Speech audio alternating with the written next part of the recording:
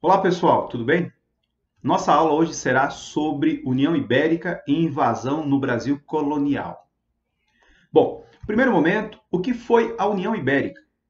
Foi um período entre 1580 a 1640, quando o Império Colonial Português passou sob o domínio da Espanha. Isso ocorre quando, em 1578, o rei português Dom Sebastião falece e não deixa um herdeiro. Na briga pelo trono, quem acaba assumindo é um dos seus parentes, Felipe II, rei da Espanha.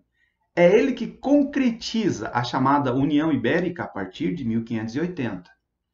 Algumas repercussões ocorrem tanto na Espanha quanto no Brasil.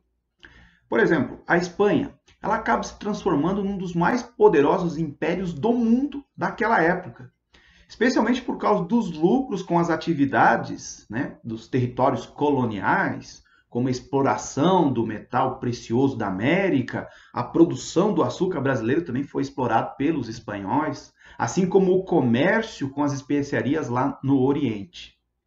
Nessa fase, então, da União Ibérica, ocorrem invasões no Brasil colonial. Uma das primeiras invasões será promovida por franceses.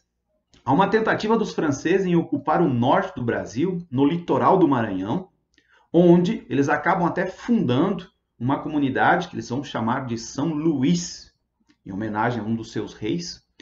Isso ocorre entre 1612 a 1615. Foi chamada de França Equinocial. No entanto, os franceses são derrotados pelos portugueses e são expulsos desse território. Outra repercussão importante durante a União Ibérica foi que a Espanha criou uma série de dificuldades do comércio, no comércio do açúcar, promovida pelos holandeses, pelos comerciantes flamengos. Houve a expulsão dos holandeses do comércio do açúcar no Nordeste brasileiro. Como consequência, a Holanda iniciou uma série de invasões no Brasil, chamada de Guerra do Açúcar.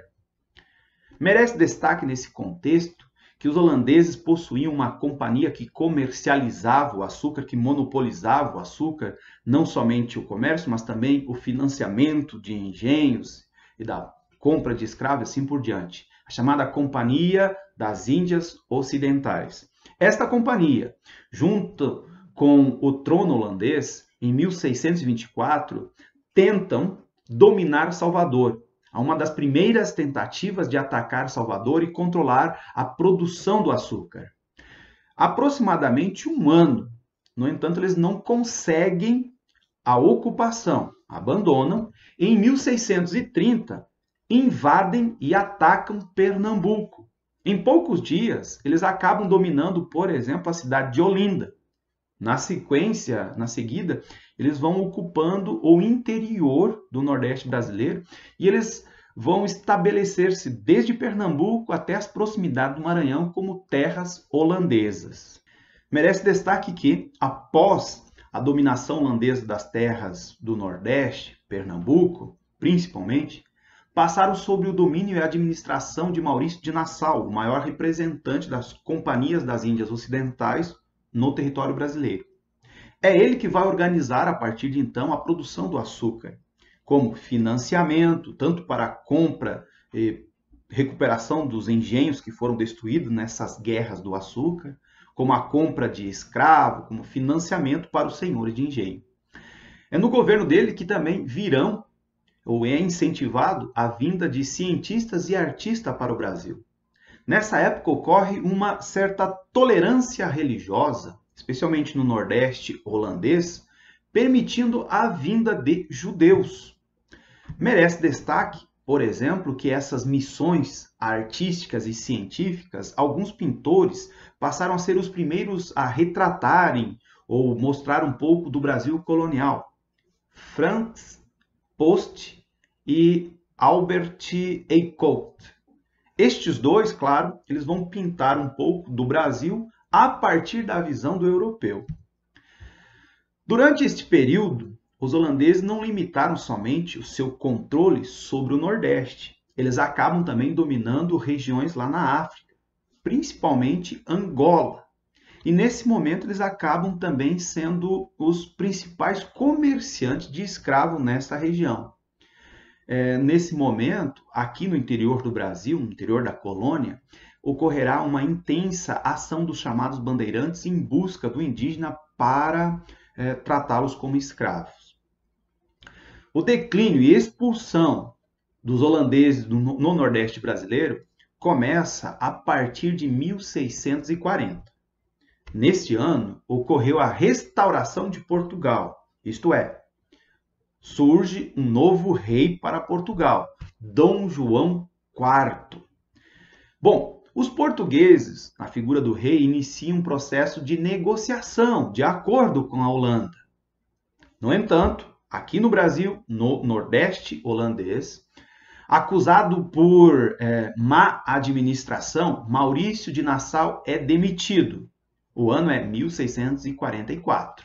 E a partir daí, inicia uma intensa pressão dos holandeses sobre os produtores de açúcar, sobre os senhores de engenho. Por exemplo, aumento de taxas, de impostos, cobrança de dívidas atrasadas, de empréstimos atrasados. Houve até limitações impostas aos católicos no Nordeste brasileiro. Nesse contexto de imposições, surgirá a chamada Insurreição Pernambucana. Entre 1645 a 1654, os pernambucanos reagem, pegando em armas e expulsando os holandeses. Claro, só serão derrotados lá em 1654. Merece destaque nessa época também uma épica batalha chamada Batalha de Guararapes. Após a rendição holandesa em 1654, os portugueses vão mediar um acordo de paz onde a Holanda vai exigir uma indenização de 4 milhões de cruzados, moeda na época. Além disso, os portugueses tiveram que ceder ilhas para os holandeses, Molucas e Ceilão, além do direito de comercializar com certos privilégios, com maior liberdade, a produção do açúcar, enfim, no Nordeste. Outro destaque é que, após a expulsão dos holandeses do território nordestino, estes vão acabar ocupando terras na América Central, especialmente as Antilhas. E ali vão começar também a produzir cana-de-açúcar e, obviamente, o açúcar. E isso gerou uma certa concorrência com a produção do açúcar e a gente cita que inicia o processo de decadência do açúcar nas terras brasileiras. Para finalizar, merece destaque também a tentativa de invasão, mas na verdade ocorrem incursões de pirataria pelos ingleses no litoral brasileiro, especialmente por causa do comércio de cana-de-açúcar e até mesmo de escravos. Houve essas invasões também de corsários ingleses. Ok, pessoal? Então foram essas as principais repercussões do período da União Ibérica. Até mais, meus amigos. Tchau, tchau.